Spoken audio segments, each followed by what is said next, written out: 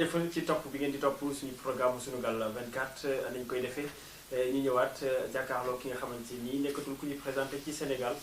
donc rawatina bitim réew ndax liggéey bu am solo bi nga xamante ni mi ngi koy def ci askan bi ñu koy wax docteur Abdoulaye Diallo mu Serigne Touba yàgg nañu waxtaan ak moom waaye chaque jour rek saa yi ñu waxtaanee ak moom rek day mel ne waxtaan bu bees ndax xam-xam bi muy wax ak li nga xamante ni mi ngi koy def di faj ni mu ko maîtriser. tey ñu ñëwaat fii ànd ak moom ginnaaw bu mu jigéen nag ci ay ak benn événement boo xam ne si ni bu doy waar la muy benn accident boo xam ne defoon na ko muy accident bu doy waar bu mortel ndax am na ñoo xam ne si ni ñàkk nañ ci seen bakkan moom yàlla def mu mucc ci boobu ba léegi génnul nag tey ñu ñëwaat ngir waxtaan ak moom ci loolee ak lépp loo xam ne si ni aju na ci faj bi muy faj ak activité bi muy def donc dañ koy daal di bàyyi mu nuyoo ba pare ñu soog a jàll ci li nga xamante ni moom mooy waxtaan bi docteur ñu ngi lay nuyu. maa ngi dafay Mahfouz di nuyu libaas sama doom sama xarit audu billahi min ashaytaani rajim bismillahi rahmani rahim allahumma salli ala sayyidina muhammadin haqqa qadrihi wa miqdaarihi al-azim alhamdulillah alhamdulillah alhamdulillah alhamdulillahi rabbil alamin alhamdulillah hatta tarda. Lii c'est la renaissance. Vu l'accident qui s'est passé le 5 avril à 19h entre Dara et Déali, c'était pas évident man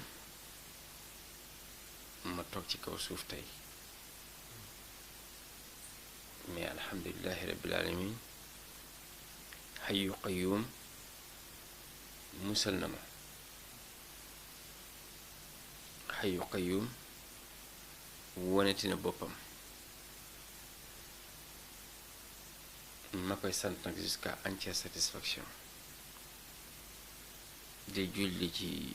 sayyidina Muhammad sallallahu alayhi wa sallam ak ay saxaabam di julli ci 124 000 envoyés de Dieu particulièrement aussi ci 313 wala 314 messagers de Dieu yépp di sant yàlla sant boo xam ne sant ci azalil azal la ila abadil abad maa ngi sant yàlla bu baax a baax a baax a baax moom rek moo yeeyoo sant yi moo xam kese nag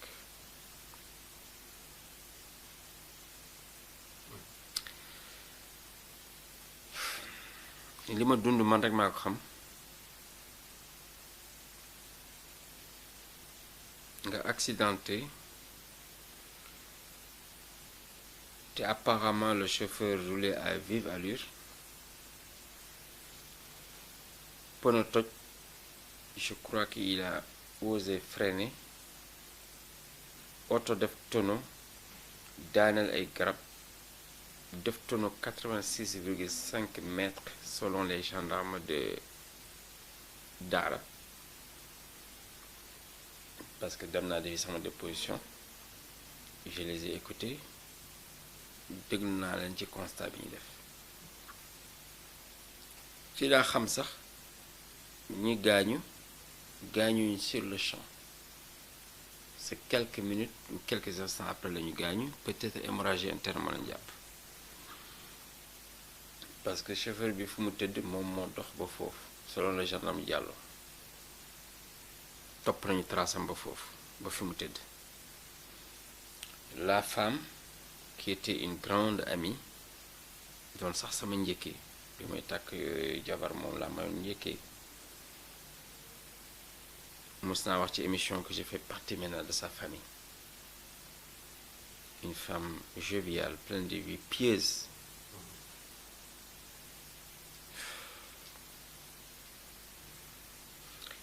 moom jotoon na sax joxe numéro téléphone loolu bi ma delloo 2 semaines après parce que choc bi méttoon trop aussi bi ma delloo défi de position bi laa dégg ne que jotoon na joxe benn numéro téléphone sax pour ñu wool ko benn sœuram selon les gendarmes toujours lu mel nii ngeen doon 5 personnes ñaar ñi ñàkk ci seen bakkan sur le champ ñaar ñi am ay bras cassés ñàkk seen loxo yow nga mucc sant yàlla bu wér la nga génn ci oto bi génnaale yeneen ñaari blessé yi surtout Djiby Bassoum bii di taxaw sama buntu kër di bind client yi a perdu ses 2 mains cassure bokk il n'a pas perdu, Dieu merci. Dieu merci qu'il y a les chirurgiens de l'hôpital Dantec. Je leur tire mon chapeau. xawma leen mais moom moo ko expliqué, c'est des braves jeunes médecins, de braves jeunes médecins. Bi ma ko demee nuyu ji Dantec, j'ai laissé un mot là-bas. C'est des modèles. Malade buy naan toppatoo nañ ko ba mu ne ma sax sama assistante bi loo xam aussi gaañoon ci poignet bi parce que dama ko ne ni ñu ko ñëwee Linguère ak ni ñu ko toppatoo c'est pas bon. du woo naa ko léegi téléphone haut-parleur ngeen déglu ni ñu ko ñëwee anesthésie bi ñu ko def sax c'était pas ça moo ko wax mu ngi sentir ni ñu ko doon ñëwee te fi ñu ko ñëw sax du noonu après l'avoir tenu 24 heures sans la regarder. Hôpital Linguère il faut que ñu wax lii c'est pas sérieux non assistance à la personne en danger. Hôpitaux yi dañuy xam ne ñun duñu ay mala il faut qu'on se respecte dans ce pays. ñu xam ne aussi duñu ay structures privées, c'est des structures publiques suñuy impôts ñoo leen fi teg, on leur paye avec nos impôts. ñi leen fal ñoo leen fal. suñuy impôt la ñuy dundee mi ñu bindee ne ordonnance bi ñuy jënd aussi y a des impôts dedans. yow ñu indil la accident bu mel ni bu grave à 20 heures nit dugg sa hôpital ba le lendemain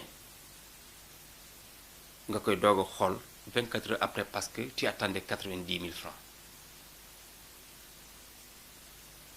il a fallu ma yónni un conseiller municipal de Kanel bu ñëwoon di ma nuyu si fi ma hospitalisé woon ak sama soxna ak sama secrétaire ma yónni leen ak 90 000 lañ ko commencé xool et puis dañuy jot xaalis bi rek commencé sawar ba am sax ku laaj foofu 20 000 parce que nee na moo ko joxoon drap fu mu tëdd te dégg ngeen ne léegi lal bu mu nekkoon sax amul drap xooluñ ko sax.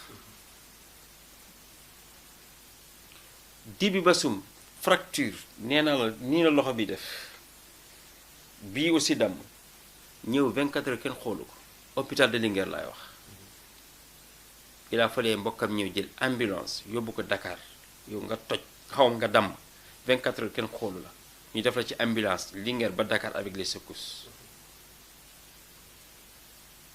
ça c'est avant jee bi di am avant bébé yi incendie bi rey bébé yi. et puis c'est pas seulement un hôpital pareil c'est presque dans toutes les régions mala la ñu jàppee nit ñi fii surtout fi tukulóor yi nekk tukulóor moom ak pël yi moom mbaa ay xar lañ leen jàppee on les respecte pas. il faut que ça s'arrête dans ce pays. ku def lu baax ñu ne def nga lu baax ci waa Dantec laa njëkkee ils ont été élégants professionnels. est-ce que xam nga ñoom ñoo xoolal avant mbokk Djiby di ñëw sax ñoom ñoo doon sang Bassoum médecin buy yóbbu malaadam ba ci biir douche di ko sang ñii la ñu soxla. mais dans notre village ak Kanel jigéen day ñëw di bëgg wasin nga dégg du sax sage-femme xaw ma nu mu leen di tuddee nga dégg nit kii di matu nga koy saag ngay naan bi nga koy def dafa neexoon. mais il faut qu'on respecte les gens. c'est quoi ça lan la doo dem ci bureau yi nga soxla extrait de naissance mu gaaw doo soxla casier judiciaire mu gaaw doo soxla muter sa oto mu gaaw doo soxla sa plaque oto mu gaaw doo soxla sax di fay impôt mu gaaw c'est quoi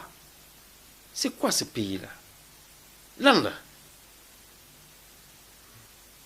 pourquoi on se respecte pas. ku fi yor oto daal di dawal foog ne moom nit ñi yow on vous loge avec nos impôts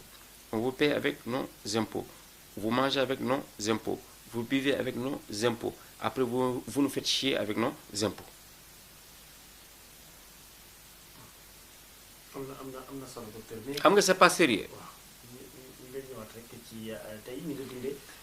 dundee loolu. L'accident s'est passé man li ma ko njëkkee rek c'est la renaissance. est-ce que amul leen lu nekk ci ginnaaw. Et puis xoolal de pire tonneau de 86,5 mètres gis nga image yi man ma bëgg génne benn waaye Bassoum man je crois qu'il était mort. Heureusement qu'il a saigné d'ailleurs il saignait de là ma gis na man pour man dee na ma yuuxu Bassoum ne me laisse pas yaa xam samay secret yaa xam samay code bancaire tout tu peux pas me laisser à mi-chemin comme ça à mi-chemin tu peux pas me laisser may wut wàllu pour ñu may ma benn ñu abal ma paaka oto yi abal leen paax ma dagg seen sécurité mu wàcc parce que affaire bi seere na ko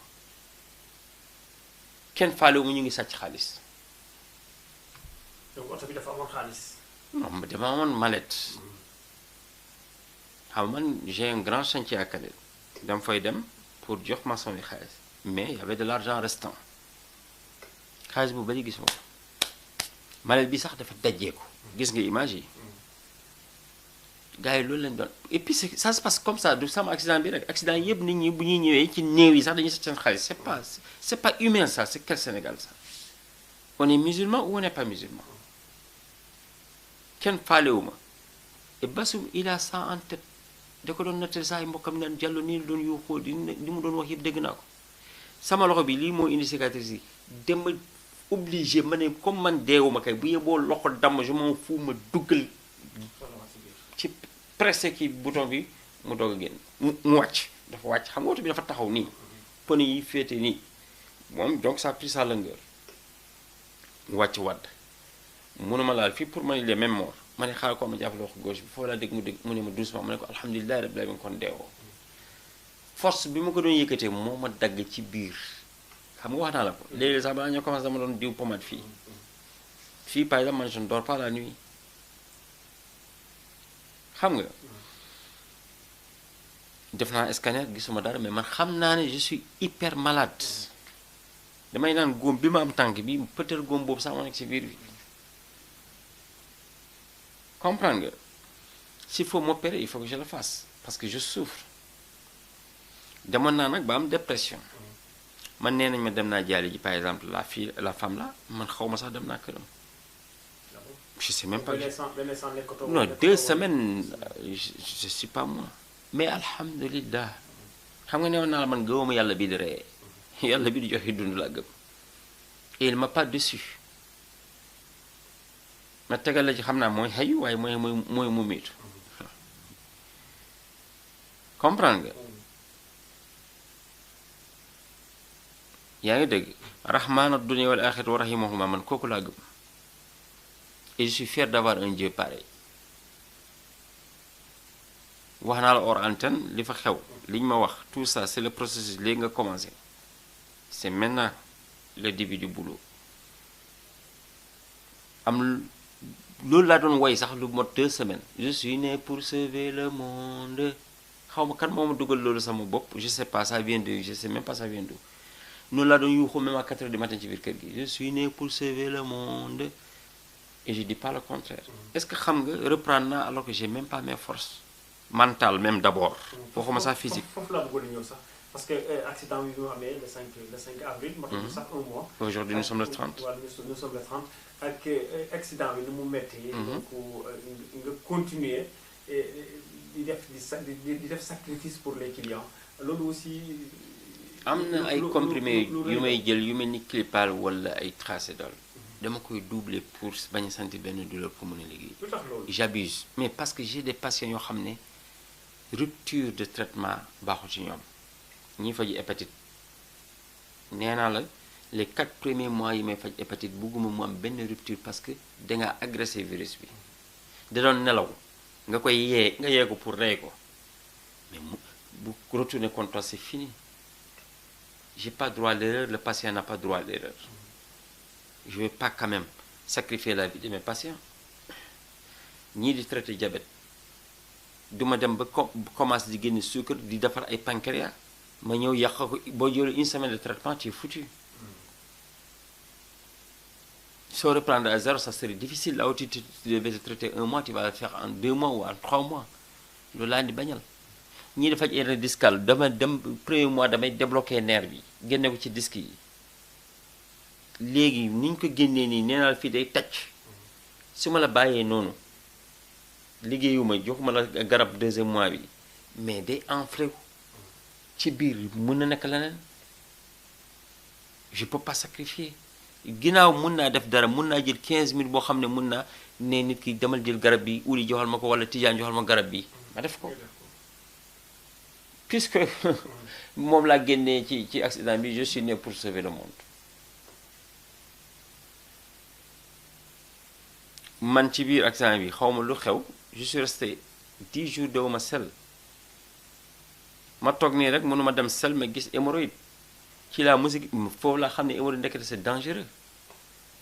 foofu laa xam ne man ni may fajee hémorroïde en 3 semaines mais man maa ngi sauver des vies nag ci dara sax gis naa ko ma ne mais man donc man mënu woon ndekete dee moo tax jub moo am solo lekk lu lew moo am solo def naa émission ba wàcc alxuraan ba ne su ma dul lekk lu lew yàlla ti le plus tôt que possible yàlla na adduna bi yëpp teg seen bët ci sama cercle gis nga maa ko ñaanoon na lépp leer léegi moom leer na su ma doon lekk ma ne lu lewut benn dërëmu riba dee naa yàgg na parce que maa ko ñaanoon. mais fan yéen da nga defoon vidéo di wax que ni dafa am ay lobby dafa am ñoo xam si ne nekk sa tànk tey di yàq di bëgg la fi jëlee mais est-ce que tamit bi loolu amee sa xel. non fii du benn lobby xam nga lu tax. oto bi nekkul mystique tamit. oto bi maa ko dawal ba daara. xam nga lu tax ma dawal ko ba daara. xam nga on était 3 chauffeurs dans la voiture. Range Rover noir bii de jeudi soir laa ko fi jëlee à Dakar di yóbbu sama benn xëy bu tudd Mamadou Amadou Ly di ko woni sama kër Touba parce que vendredi duma liggéey ñu dem fanaani foofu bi ñuy départ ma ne oto bi dootul ñëwaat ñu dem fanaan Touba vendredi après midi ñuy jël Cadillac bu jaune bi ñuy ñëwaat samedi le 3 on a travaillé parce que le 4 fête la ma bëggoon jël sama jardinière bi yóbbu ko bëgguma ko woon def aller retour Fuuta dafa sori te jigéen la dimanche et lundi comme ça au moins mu am temps noppalu ñëwaat c'était ça parce que musuma jël 2 jours consécutifs de repos léegi dimanche 4 après bi laa bëggoon profité ak lundi bi ñu ñëwaat comprendre nga léegi nag bi ñu ñëwaat vendredi soir Cadillac bu jaune bi lañuy jël léegi bi ñu dem samedi ci ngoon Cadillac bu bleu bi laa yóbbu man oto bu amee benn défaut duma ko kii léegi bi ñu àgg Touba pneu bi dafa peeroon bi ñu changé pneu bi ci guddi gi 2 heures du matin la chauffeur bi gaañ ak di basum ñu ngi ci oto bi ba 2 heures du matin ñu ngi ko defar ko yóbbu ko ci mécanicien bi defar ko ñu gaare ko léegi li laa demee matin ma ne Khadija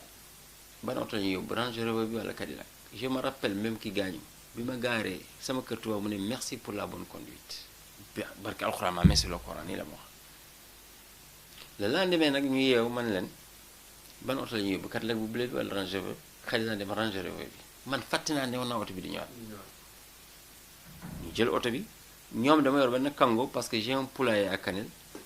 kango bi c'est pour les poulaillers léegi nag di bi da doon chauffeur bi je l'ai connu le samedi 3 chauffeur bi doon. donc 2 jours ngeen def. fin ñu dem bi ñu demee ñoom ñoo doon dawal kango bi d'ailleurs Touba sax bi ñu gaaree jënd reer laa ne comme Touba dafa naqari dawal dafa bëri charrette jox ko ma nga xool ndax mën na dawal il a son permis nag léger ak lourd yëpp wóolu nag te xam naa du fenkat aussi c'est un gars très sérieux mais bëgguma dugg ci yenn détails yi moom mission moo ko indoon xam naa il était fini même ay waajuram dégg naa nee nañu weer bi da ngay sant de doon sukuraat léegi le lendemain bi ñuy dem ñoom ñoo ma jiitu comme man Range laa yor ñoom kango la ñu yor man nañ ma jiitu tuuti ñu jiitu mu lu ma 30 minutes dañuy daw nag ndekete man maa ngi leen dab après Linguère oui du Ranérou sax je crois ma dab leen man leen ça va ñu ne ça va après moom mi gaañu moo wàcc ma gis basum di yéeg ma ne lan la mu ne noonu nee na tànkam yi dañuy tàng quoi ñu changé basum dawal basum moo ma ne il est posé il conduit très bien il est super bien zéro faute ñu ñëw Wuro Sogi comme dafa tàng gis naa ko muy bori je ne comprenais pas loolu il se trouve maladif tantôt bëj bi muy metti tantôt nii ma bàyyi ko moom agul sax Kanel ci hôtel bi laa ko bàyyi ma ne ko bul génn ci climatiseur bi comme il fait 47 degrés comprends nga donc ñu lundi bi dem nañu Kanel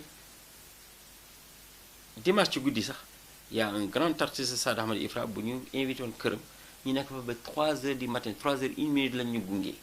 ñu ñibbi Wuro Sogi dem hôtel tout ça pour les mettre à l'aise parce que am na quand même fu ñu fanaan ak Kanel ñu ñibbi nee naa léegi dama rusoon bi ñuy dem dama foogoon ne hôtel bi joxuñu leen ndekki ma yàkkamti pour ñu dem au moins ba marché Wuro Sogi bi ñu jënd yàpp ñu lekk bi ñu yéeg ndeysaan laa décédé ndeysaan moom ma ne ko rus naa de ndekki wu na sax mu ne ndekki naa wallaay ndekki naa du sànq maa la ko doon wax ma ne su ma xamoon duñu dem léegi dañu xaar ba naaj bi sedd tuuti mais comme libéré nañu léegi nañ dem moo tax ma dawal oto bi parce que xam naa maay la oto bi di dawee peut-être man xaw ma ndax il est capable wala dañuy mën na xam moom peut-être kilomètre la tàmm mais oto yi maay la ñuy dawee foo teg 100 à 160 kilomètres ma dawal oto bi pour mën a dawal 100 à l'heure pour naaj bi pour contrôler pneu yi bañ a toj parce que dama remarqué ne remorque yi poids lourds yi du ñu daw bu naaj tàng ma daw ndànk dem ba daara wàcc comme man man xaw moon ndekete dama am des traces de diabète yi dama foog ne sax prostate la ndekete li may saw lu bëri yëpp c'était diabète je savais pas ma wàcc saw ma ne ko acca yore volant bi léegi kër gi sedd na même pas 10 minutes et j'avais trop de messages que j'avais pas répondu pendant 2 jours ma ne ma profité ci nii donc xam nga ndogal la. mais ndogal la mais comme ni ma ko. mais y a pas de lobby. mais amul est-ce que amul mystique tamit loo xam ne. mystique non je dirais pas parce que non mystique kenn mënu ma atteindre mystiquement bu ñu ma mënoon atteindre mystiquement du ci accident dee naa bu yàgg man Sëñ Tuubaa laa dénk sama bopp ginnaaw yàlla génnante bi te xam naa gàccelu ma te xam naa ki mu yónni ci man ba jox ma dara te kooku bi ma joxee 2 semaines la ci teg mu gaañu xam naa bàyyiwuma au passage je remercie Cheikh Mourtala Mbacké ibnu Sëñ Fallou moo ma jël si ci accident bi léegi d'accident bi moo ak njabootam dama woo ko jotuma ko ma woo sëñ Abo doomam sëñ Abo Dakar la nekkoon de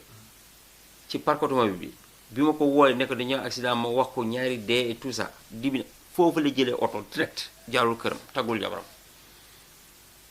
moom yëg si na Matlabul Fawzayni sëñ Mourtala àggul ci man Mourtala ak doomam sëñ Modou ñoo ñëw ak benn taalibeem ku ma cher sax je crois sëñ Modou te foog naa sax mooy sëriñu chauffeur bi en plus y a pas d'hasard je te jure bi ñu jëlee carte d'identité jël numéro yi puce bi di xool am na ku dégg bari rek ne xanaa du sëñ Modou gis nga Touba lañ ko suul fii moom je me rappelais jusque là je me rappelais waaw fii moom commencé gu ma naax maa ngi commencé naax nag bi métti yi commencé man affaire métti bi maa ngi ko commencé daj à partir de minuit waaw bi ñu ma perfusionné rek laa commencé man maa yóbbu sama bopp clinique man maa tànnal sama bopp clinique sëñ Mourtala taxaw ci bu baax même oto bi j'avais des amis man maa leen woo pharmacie Déali ki ko yor docteur Silla maa ko moo doon surveiller sax oto bi parce que gars yi ku ñëw gaari bëgg a sàcc dara ñu doon la torche ñoom ak gendarme yi je remercie beaucoup les gendarmes de Déali de Dara je remercie les sapeurs-pompiers je remercie les docteurs qui étaient là pour m'amener au premier soin, bien que j'avais refusé. J'avais refusé. Ils m'ont exigé nax nañ ma nax taal nañ ma def nañ lu ne ma ne bougé wu ma fi tant que sëñ Mourtala ñëwul parce que am na lu ma ne toogal ba sëñ Mourtala ñëw ma xaar ko mu ñëw jël si ma avec sagesse avec élégance et pragmatisme yóbbu ma hôpital Matlaboul Fawzayni moom sax dañu ko déposé këram doomi ñoom yóbbu ñu yéex ma xool daal 5 minutes xooluñu ma ne nañ dem clinique laa bëgg wutale ma clinique bu baax qu'importe le prix ñu yóbbu ma ci docteur xam nga la tête nag il faut nit ñi comprendre aussi boobu bi ba léegi feesul un médecin c'est-à-dire moom moo yor clinique Maam Jaaratulaay Mariama un gars excellent que je salue au passage ouvert il a compris mes humeurs il sait qu'il avait affaire à un fou mais il m'a bien géré perfusion doon jeex sax il paraît ah man ni dama ñibbi sama kër ñu nax ma encore yóbbu ba kër ga mais ñu diwaat na il a souffert c'est pas mystique c'est Dieu jamais 203 j'ai fait 2 graves tonneaux il fallait le 3e je l'attendais mais jeex na léegi ci li ma foog parce que yaa ngi naan am na liggéey baa ngi soog a commencé dafa mel ni ouais ay signes la yu man léegi dund nga ko ça c'est même pas moi qui l'ai dit voilà ce qu'il a dit c'est plus fort que moi c'est le processus tu viens de débuter ak yeneen yoo xam ne kenn du ko wax j'ai compris et effectivement ce qui me disait que tu es né pour sauver le monde je suis né pour sauver le monde m'en fous je te dis une chose je suis le seul au monde qui traite le diabète c'est pas beau à entendre parce que bakku la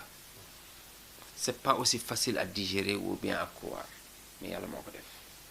je suis le seul au monde qui traite les maladies rhumatismales comme polyarthrite rhumatoïde comme hernie discale comme nerf sciatique comme arthrose comme rhumatisme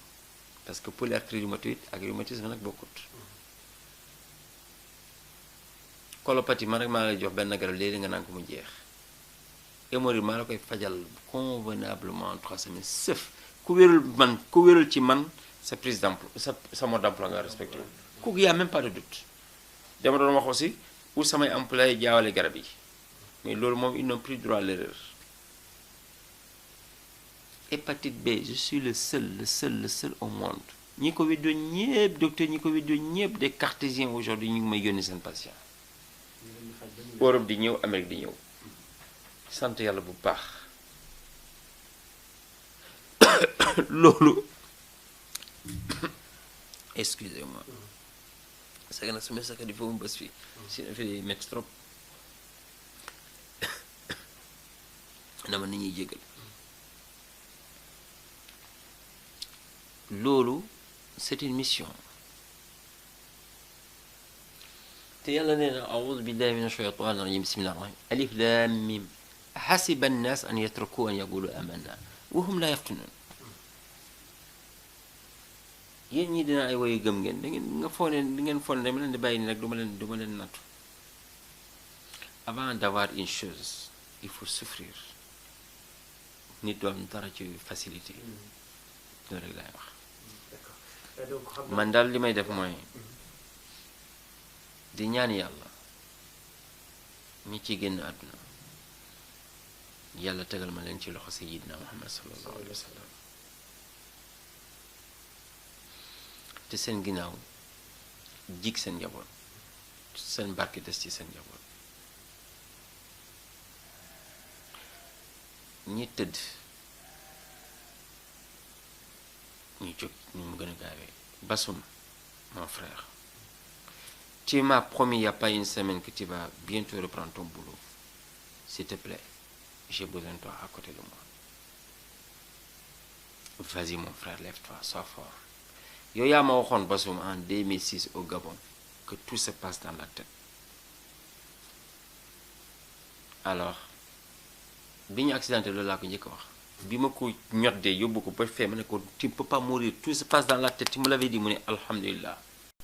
man de ku ma léwul fenuma ci tànk jàmm laa doon dem di saraxe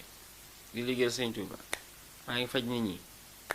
mosuma defuma depuis 2016 la ko lu xaraam alhamdulilah tey daal dee wala damm rek ma ne alhamdulilah allah akbar alhamdulilah allah akbar ba oto bi taw j'étais conscient oto baa ngi def nii may xalaat sama bopp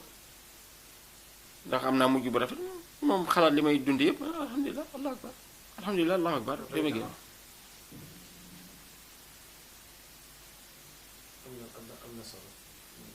sant naa yàlla bu baax a baax a baax a baax et gëm naa ndogal aussi mais lii moom y a rien de mystique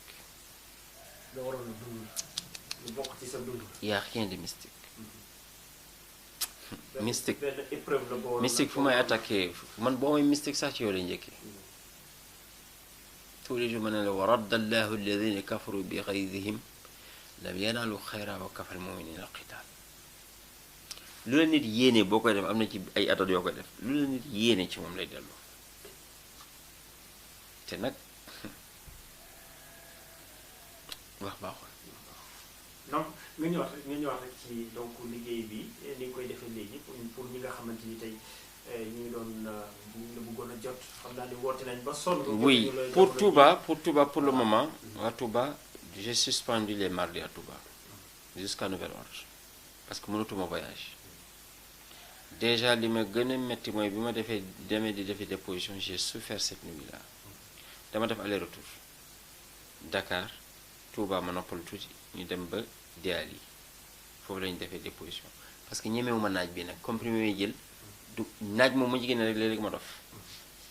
cette gendarmerie efficace éloquente et vraiment disponible ñu nangul ma def sama déposition minuit maa ngi départ fii je crois 21h ma def déposition bi ñëwaat mais foofu j'ai senti des douleurs yu ma sentiroon sax ci choc bi moo tax voyage moom mëntuma ko donc waa Touba la ñu may jéggal mardi moom fekk 3 mois duma liggéey Touba te su ma naree liggéeyaatee Touba aussi dinaa changer adresse bi ça serait chez moi maintenant au lieu de Daara Tanzil ci kër Sëñ Mourtala sama kër Touba lay doon Aliya parce que nag ñun buñ fu ñuy dem nit ñi ñooy ñëw di yee nit ñi à 6 heures du matin vraiment rusaa leen kër gi c'est à ma disposition Sëñ Mourtala moo ko joxe à ma disposition mais intendant bi fa nekk ak doom Cheikhouna nga xam ne may nañ ko doctorat xam-xam boo xamante ne Maroc lañ ko joxe dama leen rus di leen déranger nit ñi ay man 8h 9h laa yegg si mais nit ñi fajar la ñuy fees kër gi dérangement boobu man dafa diis ci man trop. D'accord, ñu Dakar ak ñi pour Dakar. Dakar désormais les mardis on est à Dakar xam nga on était à Dakar que mercredi jeudi samedi dimanche désormais c'est mardi mercredi jeudi samedi dimanche. Désormais à Dakar 8h 14h. su ma wàccee nag moom bu nit yi jeexee rek man wàcc naa même nit ñi bu ñu jeexee midi man wàcc naa te bu nit def la ba yegg si fekk génn naa bureau yi bu yeboo nga doon koo mënta doon duma la recevoir le lendemain rek. am na solo bu baax. xam nga ci li nga xewoon ak say activité mu xawoon a am tuuti gàllankoor waaye comme ni nga ko waxee rek def nga sacrifice. ma remercier tous les patients tous mes amis tous mes parents se sont levés tout Kanel ñëw nañu wut si ma Kanel était en deuil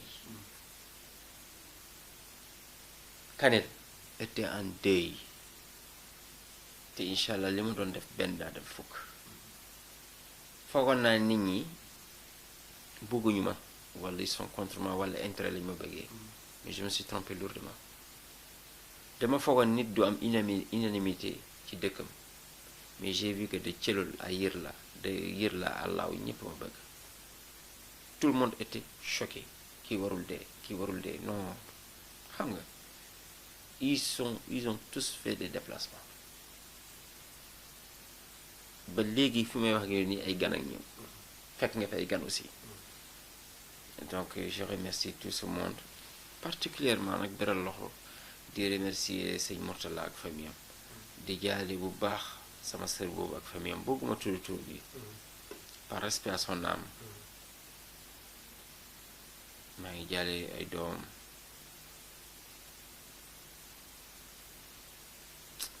c'est dur daal c'est qu'il y a trop de choses que je veux faire vis-à-vis d'elle mais c'est pas des trucs qu'on parle parce que ça n'a rien à voir avec des vidéos quoi mais di ñaax nit ñi daal nañu gën a jub te xam ne yàlla lu mu mënoon dem ak barki dem te da ko gën a mën merci du président de la République jusqu'en bas merci xam naa fi may waxee merci à ce grand monsieur qui a envoyé des chirurgiens, des neurologues à mes cheveux à Touba. Et ces chirurgiens et ces neurologues ont sillonné tous les hôpitaux de Touba de 8h à 14h pour savoir là où je suis. 16h la ñu mujjee gis. Merci beaucoup. Merci à ce grand médecin qu'on a envoyé, gis nga ko sànq ci photo bi, envoyé par une énorme personnalité. Du ma ko tudd ci vidéo yi, à mes cheveux. Merci à ce grand monsieur, à ce grand homme d'État qui a servi le peuple sénégalais, qui a servi l'État sénégalais et qui ne s'est pas servi de cet État. Qui est venu jusqu'ici me prendre am nañu baax son chauffeur m'ouvrait la porte protocole am moom dañ ko violé man lañu doon protocole dugg ak man ba ci structure fu ma war a defee scanner ñëpp di ko gis ci mbedd yi te waruñu ko gis ci mbedd un grand homme d'État jël xaalisam fay. Merci à mon avocat Maître Kane et son épouse pour les larmes tant coulées. Merci à ma petite famille. Salamata, merci. Merci à Tidiane. Khadi, merci. Tidiane, mon fils, a su gérer bien mes comptes. Tu es un bon enfant. moo tax tey du gis nga jënd naa ko oto cadeau du fekkee nga merci beaucoup et il n'a même pas 18 ans.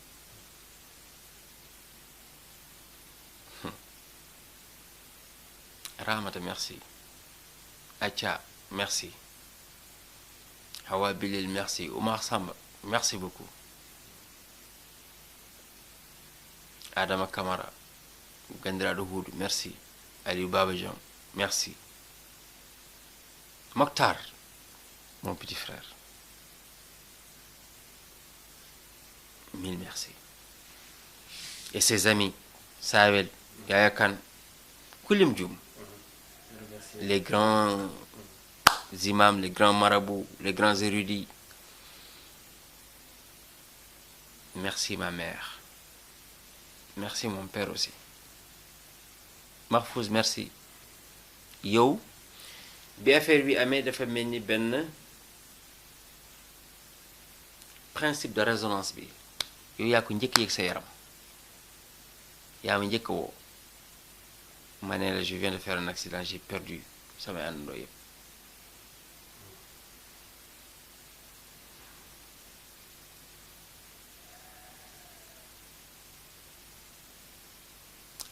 gëm yàlla dafa baax parce que perdre sa mère dans un accident nga gëm ni ndogal la mënoon nañ ñëw laaj ma lu rey seen yaay bien que xam nañu accident la ñuy def yëfu dof ils ont été comme ça pragmatique xam nañ ne man duma dof bay reyaate chapeau ak fi ñu màggee nga xam ne foofu la mort naturelle n'existe pas jëkkëram di ko gëm yàlla monsieur Diatta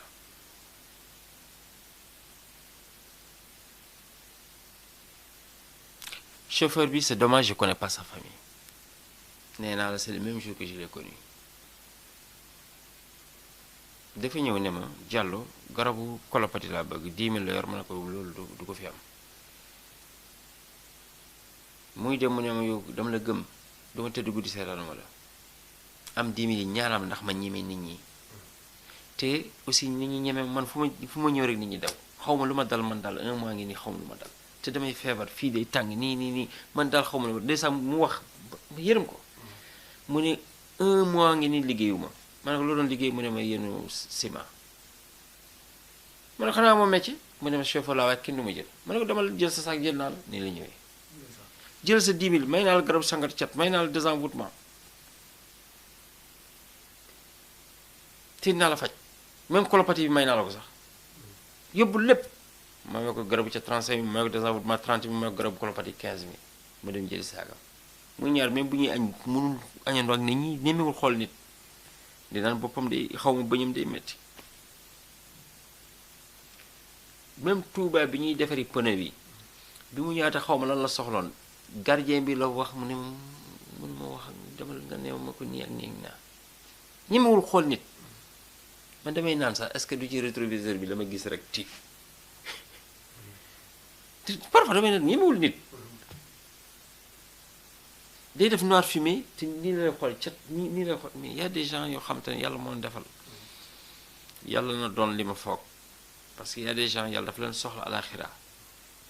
ñuy nekk ay jëwriñ yenent bi yàlla na doon jëwriñ yenent bi ci alaxira waaw donc nag ma sœur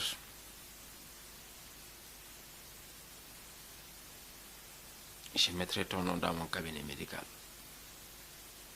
J'attends une fille qui va naître dans 2 mois, elle portera ton nom. Tu seras jamais gravé, je ne dis pas dans ma mémoire, mais dans mon cœur. Je ne t'oublierai jamais dans mes prières. Tu es parti, mais on est ensemble. Parce que c'est une relation bu dëggu la woon.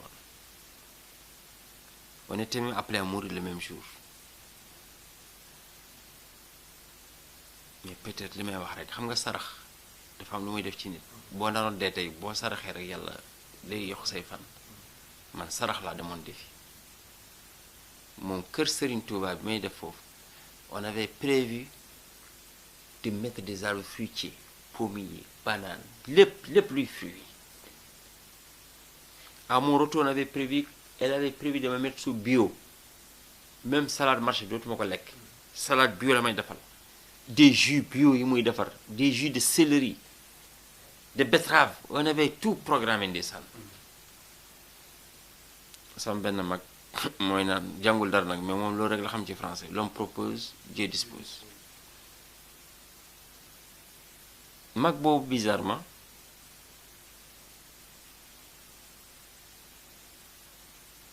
sarax bu gën a rëy bi ma doon def sax moom la woon pour moom la woon heure accident bi mu ma fekk ci chantier bi ma koy defal di ko tabaxal kër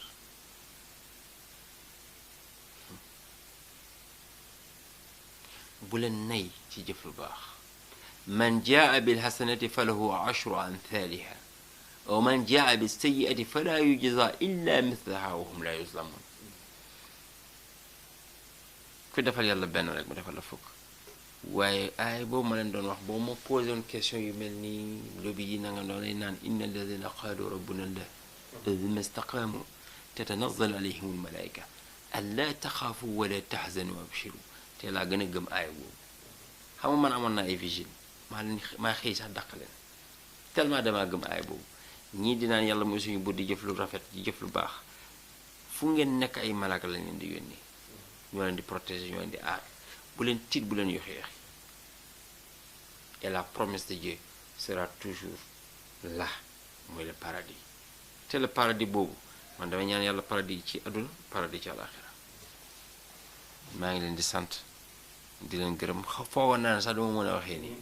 waaw boosté nga ma effectivement avant l'émission j'ai pris des fortifiants j'en ai même abusé mais il fallait que je respecte le public qui m'écoute parce que am naa ñoo xamante ne même tout à l'heure bi ñuy dem jëli oto Tidiane bi benn waaye di ma woon samay vidéo yëpp la enregistré ci téléphone am te c'est des milliers de personnes yu enregistré samay vidéo merci pour cet amour maa ngi ñaan yàlla na ma yàlla may xol